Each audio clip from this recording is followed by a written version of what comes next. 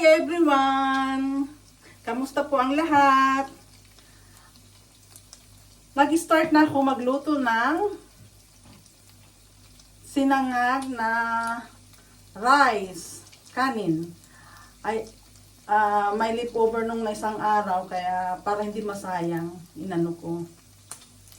And then, I have chicken tocino from Cathy Store, Filipino shop.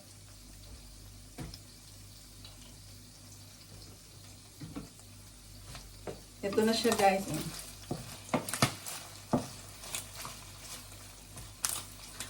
Mabilisan na lang kasi hindi ako gaanong nag-i-edit. Walang edit to guys. Ano na yan. Kasi si asawa, may school siya, gumagawa siya ng libro, at nag-aaral, kaya wala pa siya talagang time.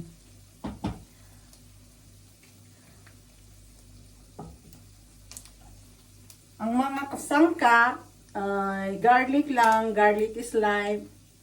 Then, eggs, 3 eggs, at saka salt. Hinugasan ko na guys to. Spring onions from my little garden. Fresh. Sariwa siya.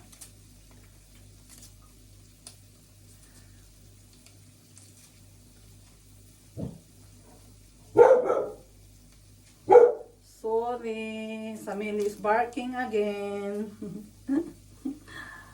Samili, please. Don't woof woof woof.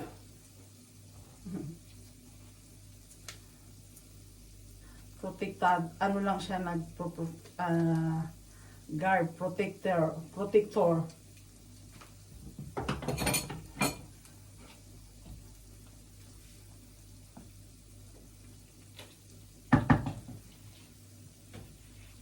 Ready na siya. Chicken tocino for our lunch. Dalawa lang kami ni asawa. Dalawa lang naman kami. Ganun pala pag malungkot din pag ilang ang family members nyo ay konti lang. Kasi like pag pag magbinata na, nagsarili na ng bahay, ayun, may iwanan. Kayo na lang ulit. Then, ready ko na ang aming lunch.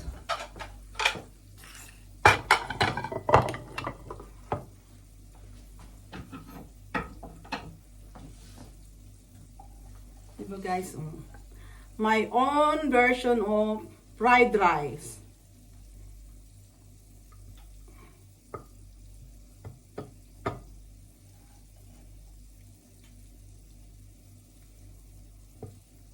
Ano kung marami na. Sa asawa hindi ma-rice, pero makain siya ng rice. Hindi nga lang marami.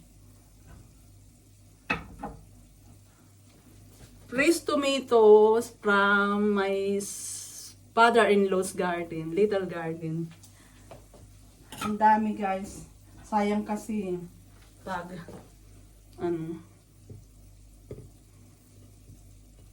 hindi ko siya kuhanin. Nakabili ako ng isang araw.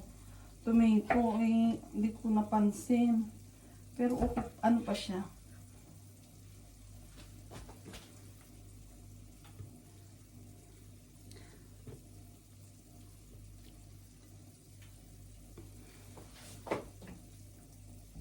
Maigi, hindi pa siya sira.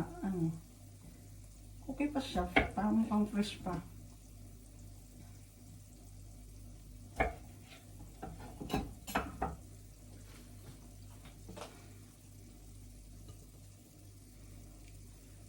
Para kay asawa.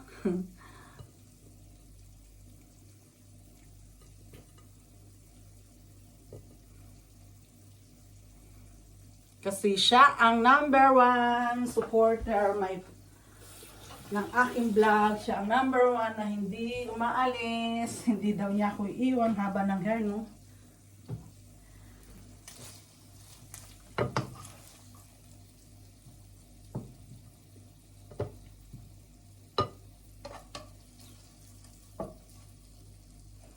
Thank you so much sa mga nag-subscribe. God bless you. More blessing to come. At sa mga nag-unsubscribe, okay lang. Thank you. Kung at na ano kayo, hindi ako fan para ano. At nalulungkot. Thank you. Sad, nakakasad pero okay lang. Ganun talaga ang life. Diba? Oh, thank you for watching, guys. Tara, kain po tayo. God bless. Have a good day.